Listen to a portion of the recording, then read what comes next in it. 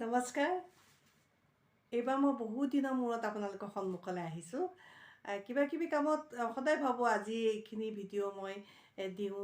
Post কৰোঁ, আপোনালোককো মোৰ কথাখিনি জনাওঁ, কিন্তু নহয়গৈ।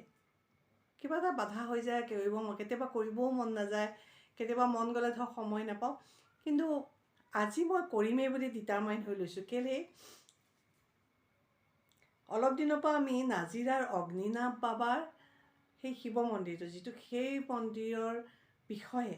সপক্ষে আৰু বিপক্ষে কিছুমান পোষ্ট দেখি আহিছোঁ। সপক্ষে দেখাটোত ইমান চিন্তা ক'বলগীয়া মোৰ নাই, কিন্তু বিপক্ষে দেখি পেলাই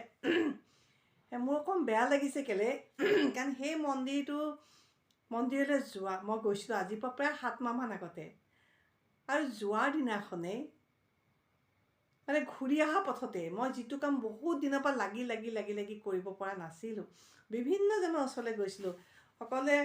কৰি দিব পাৰিম বুলি বাধা কোনে দিছে, মোৰ শত্ৰু এটা কোনে কৰি আছে, মোক কোনে কি বিপৰ্যত পেলাইছে, সেইখিনিলৈকে ক'ব পাৰে, কিন্তু সেই সমাধানখিনি দিব নোৱাৰে, সমাধান কৰিব পৰা নাছিল। গতিকে মই এই বাবাৰ কথা যেতিয়া সুধিলোঁ, কাৰণ মই এনেও সৰুৰ পৰা শিৱক পূজা কৰোঁ, মই বিশ্বাস আছে মোৰ যে ইউনিভাৰ্চত কিবা এটা পাৱাৰ আছে বুলি, এনাৰ্জি আছে বুলি মই বিশ্বাস কৰোঁ, কাৰণে ময়ো নাজিৰালৈ যোৱাৰ সিদ্ধান্তটো ল'লোঁ আৰু গ'লোঁ সেইদিনাখন।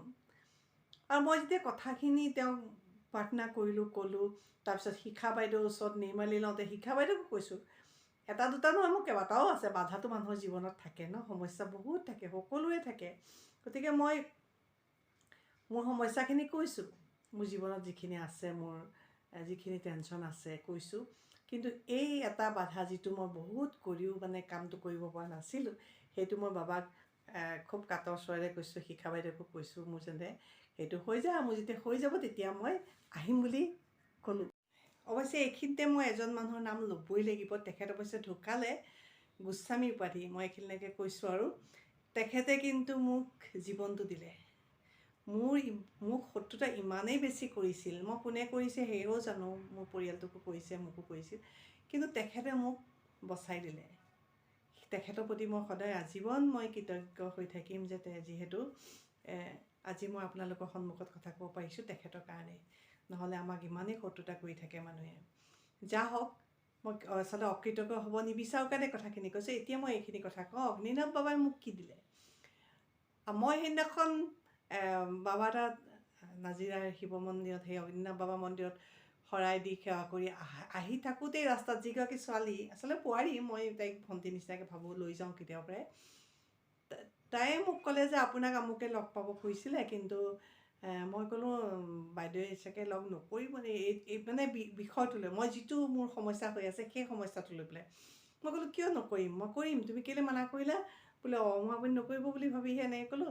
মই ক'লোঁ দিয়াচোন মোক ফোন নাম্বাৰটো দিয়া। মই ফোন নাম্বাৰটো লৈ পেলাই তেওঁলৈ ফোন কৰিলোঁ যে আপুনি আহিছিল নেকি মোক বিচাৰি এইটো কাৰণত। বোলে হয় গৈছিলোঁ, কিন্তু এনেকৈ শুনি পেলাই আমি নগ'লোঁ, আপোনাক লগ নকৰিলোঁ, ঘূৰি আহিলোঁ। মই বোলো নহয়, মই এইটো সমস্যা মই সমাধান কৰিবলৈ বিচাৰি আছোঁ, আহিব। পিছদিনাখনে তেওঁলোক সপৰিয়ালে আহিলে, আৰু আহি মোৰ কাম প্ৰায় 80% হৈ গ'ল। আৰু সেই কামটো হৈ যোৱাৰ লগে লগে মোৰ অন্য কেইটামান কামো আগবাঢ়িলে। গতিকে মই কেনেকৈ মই আচৰিত হৈ গ'লোঁ যে এনেকৈ লগে লগে, ইমান লগে লগে কাম হোৱা মই জীৱনত প্ৰথম দেখিছোঁ। মই বহুত মঠ মন্দিৰলৈ যাওঁ, বহুত পূজা পাতল কৰোঁ, কিমানজন মানুহক দেখুৱাইছোঁ মেলিছোঁ, ক'ব পাৰে, কিন্তু টকা পইচাও ঠিকছে লয়, ধৰক এইটো কৰি দিম, পিছে নাই, মই তেনেকুৱাকৈ পোৱাই নাই, একমাত্ৰ সেই গোস্বামী উপাধিজনৰ বাহিৰে। আৰু এই অগ্নিনাভ বাবা তাত যেতিয়া গৈ আহিলোঁ, মইতো আচৰিত হৈ গ'লোঁ। মোৰ বহুত ভাল লাগিলে। মই শিখা বাইদেউলৈ অৱশ্যে হোৱাটছএপত মেছেজ দিলোঁ, বাইদেউ মোৰ এনেকৈ অহা দিনাখনেই কামখিনি হৈছে, গতিকে মই যেতিয়া সম্পূৰ্ণ হৈ যাব মই গৈ পেলাই ক'মগৈ। বাইদেৱে ক'লে হ'ব, একো নাই। মই ইয়াতে মোৰ ঘৰত যিহেতু পূজা কৰিয়ে থাকোঁ, শিৱক ওম নিশ্চয় মই কৰিয়ে থাকোঁ, ৰাতিপুৱা গধূলি সদায় চাকি জ্বলাওঁ, কিন্তু মই তেতিয়াৰ পৰা কি কৰিলোঁ, মই অগ্নিনাভ বাবাৰ নামতো এগাল চাকি জ্বলাব ল'লোঁ। তাৰপিছত শৰাইও দিওঁ, অনলাইনত শৰাই দিওঁ বাইদেউ, কেতিয়াবা ল'ৰা ছোৱালীৰ নামত। ইয়াৰ পিছত কি হ'ল, মোৰ এদিন হঠাতে মোৰ ল'ৰাটো খুব দাঁত বিষালে। ল'ৰাটো থাকে দিল্লীত, মই থাকোঁ ইয়াত গোলাঘাটত অসমত। সি ইমান তাৰ দাঁতৰ বিষ মানে মই এতিয়া কি কওঁ মই মানে ল'ৰা ছোৱালী কিবা এটা হ'লে মই বেছি কষ্ট পাওঁ মোৰ নিজৰ কিবা এটা হোৱাতকৈ গতিকে মই বাবাক খুব ক'লোঁ যে বাবা ময়ো অকলশৰীয়াতে সিও ল'ৰা অকলে আছে তাৰ তুমি তাই কিবা এটা উপায় কৰা ল'ৰাটো যাতে গোটেই ৰাতি শুব নোৱাৰা অৱস্থাটো যাতে নহয় মই ৰাতিপুৱাই যাতে ভাল খবৰ পাওঁ তাৰপিছত মই ৰাতিপুৱা ফোনটো কৰিবলৈ ভয় লাগিছে সি যদি তাৰ যদি মাতটো নোলায় কেকাই কেটাই থাকে তাৰপিছত পিতাম ফোন কৰোঁতে কৈছে অঁ মই কালি এনেকৈ গ'লোঁ তেওঁ এইটো কৰি দিলে মোক সেইকাৰণে মই আজি বিষটো মোৰ নাই আচলতে কোনোবাই ক'ব পাৰে যে এইটো অন্ধবিশ্বাস হৈ গৈছে কিন্তু মই নাভাবোঁ তেনেকৈ কাৰণ মই যিধৰণে কাটৰ অনুৰোধ কৰিছোঁ বাবাক সেই ধৰণেতো মোৰ কামটো হৈছে গতিকে আচলতে বিশ্বাসে মিলয় হয় বুলি কয় কিন্তু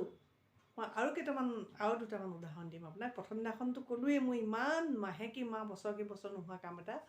হৈ গ'ল তাৰপিছত কি হ'ল 7 মাহ হ'ল ন মই যোৱাই নাই তেখেতকতো তাত গৈ মেলাই কথাটো মই জনাব লাগে কাৰণ মন্দিৰত জনাব লাগে মন্দিৰত প্ৰাৰ্থনা কৰি আহিছোঁ যেতিয়া তাৰপিছত অলপ দিনৰ আগতে আজি 2 সপ্তাহমান হৈছে 2 সপ্তাহ পূৰা হোৱাই নাই মই নতুনকৈ ঘৰ এটা বনাব লৈছিলোঁ তাত কি হ'ল মই কেতিয়াও ইমান অসাৱধান নহয় মই সদায় খুব সাৱধানে থাকোঁ মানে যিহেতু মই কিবা এটা হ'লে পৰিলে মেলিলে কি হ'ব বুলি মই অকণমান সাৱধানেই থাকোঁ তাৰমানে আৰু সেইদিনাখন মিস্ত্ৰীকেইটাই খুব জোৰ কৰিলে বাইদেউ আহকচোন আহক চাবগৈ আহক ওপৰখন কি হৈছে এনেকৈ বুলি খুব জোৰ কৰি থাকে মই কিহে ক'লোঁ আগতে জোৰ কৰিলে মই নাজানো সেইদিনাখন কিন্তু মই গ'লোঁ গৈ পেলাই এনেকুৱা হ'ল যে মই ধৰিবলৈ একো নাই পোৱা কিনাৰত মানে যিহেতু ছাইড সেইখিনি দিয়া নাই ধৰিবলৈ একো নাপায় মই সৰি পৰিলোঁ তললৈ সৰি পৰোঁতে চবটো দৌৰি গৈছে ভাবিছে এওঁতো গ'ল আজি হাত ভৰি চব পিছত দেখিলোঁ মোৰ হাত ভৰি চব ঠিকে আছে কিন্তু অলপ দুখ পাইছোঁ ঠেকেচা খাইছোঁ নহয় তেতিয়াও কিন্তু মই নাই ভবা কথাটো এই কথাটো নাই ভবা যে মই মন্দিৰত গৈ যে কোৱা নাই কথাটো সেই কথাটো মোৰ মনলৈ অহা নাই কিবা এটা মোৰ অসাৱধানতাৰ কাৰণে হ'ল বুলি ভাবিলোঁ তাই এদিন পিছত ছাদ ঢালাই কৰিছোঁ ছাদ ঢালাই কৰা দিনাখনতো সকলোৱে জানেই যিবিলাকে কৰিছে কি অৱস্থা হয় ছাদ ঢালাই কৰোঁতে হৈ আছে কাম তাৰপিছত দেখিছোঁ একদম ধাৰা বৰষুণ বিজুলী ঢেৰেকনিৰে কি অৱস্থা মইতো পগলা হৈ গৈছোঁ মই তেতিয়া ভাবিছোঁ যে নহয় মই 6 মাহ 7 মাহ হৈ গ'ল মোৰ কামটো বাবাই কৰি দিলে কিন্তু মই গৈ তাত কোৱাগৈ নাই গতিকে মই লগে লগে বাবাক পৰি সেৱা কৰিছোঁ বাবা অগ্নিনাভ বাবা তুমি বৰষুণ ৰখাই দিয়া তুমিতো জানাই যে ছাৰ মই কিমান কষ্ট এই কামখিনি কৰিছোঁ মই অকলে কৰিছোঁ ইমানখিনি কাম গতিকে তুমি বৰষুণটো ৰখাই দিয়া বাবা মই তোমাৰ ওচৰলৈ পৰহিলৈ গৈ আছোঁ কাৰণ পিছদিনাখন শনিবাৰ বন্ধ থাকে মন্দিৰ মই দেওবাৰে যাম তুমি একো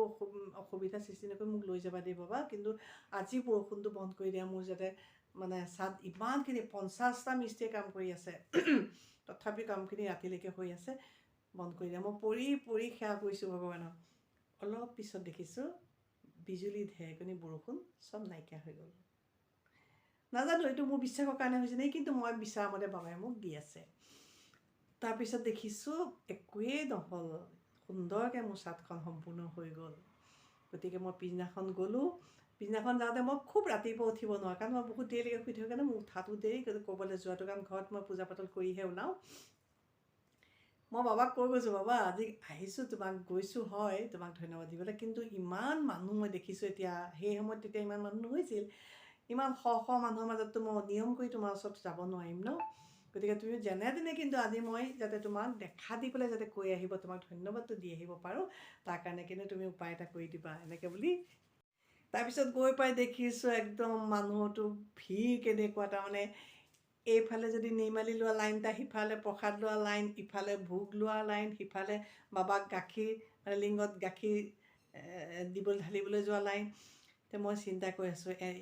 যদি মই লাইনত থিয় হওঁ ৰাতি কিমানটা বাজিব ঠিক নাই মানে গতিকে মই বাবাকতো প্ৰাৰ্থনা কৰিয়ে গৈছোঁ যে যেনে তেনে যাতে মই তোমাক দেখাটো দি কথাটো কৈ থৈ আহিব পাৰোঁ তাৰপিছত মই মোৰ লগত যোৱা যদি কৈছে তুমি পিছে আহি থাকিবা মুঠতে মই কেনি যাওঁ কেনি বাটলৈ মই ক'ব নোৱাৰো আহি থাকিবা কাৰণ চবফালে ব্লক আৰু বাঁহৰ বেৰা দি থয় নহয় সৰকি মেলি যাব নোৱাৰে আৰু ইমান অনিয়ম কৰি যাবও নাপায় ন বা চবেইতো ইমান কষ্ট কৰি ৰাতিপুৱা পৰা তাত লাইন পাতি থাকেগৈ মই কিনাই গৈ কেনেকৈ গৈ ওলালোঁ ক'বলৈ একদম সন্মুখত ওলালোঁ নহয় য'ত মানে তেওঁ পূজা ভাগ হয় দেখিছে সকলোৱে ইউটিউবত বা ফেচবুকত দেখিছে পূজা একদম সেইখিনি ওলালগৈ তেতিয়া মোক সেইখিনি ৰৈ থকা যিজনে মানে আশীৰ্বাদ দিয়ে এনেকৈ হেৰি কৰি পেলাই আৰু ফুট দিয়ে 2জন আছিলে এজনক ক'লোঁ হেৰি বোলে আপুনি কোনফালেদি কেনেকৈ আহিলে? মই বোলো আহিলোঁ দাইদেউক নধৰিব, কেনেকৈ আহিলোঁ, বাবাই আনিছে, মই আমাৰ কাম হৈ গ'ল, বাবাক মাত্ৰ ধন্যবাদ জনাবলৈ আহিছোঁ। হয় নেকি, হওক দিয়ক বুলি চন্দনৰ ফুট এটা দিলে। আৰু সিজনেও ক'লে আপোনালোক সেইফালেদি কোনফালেদি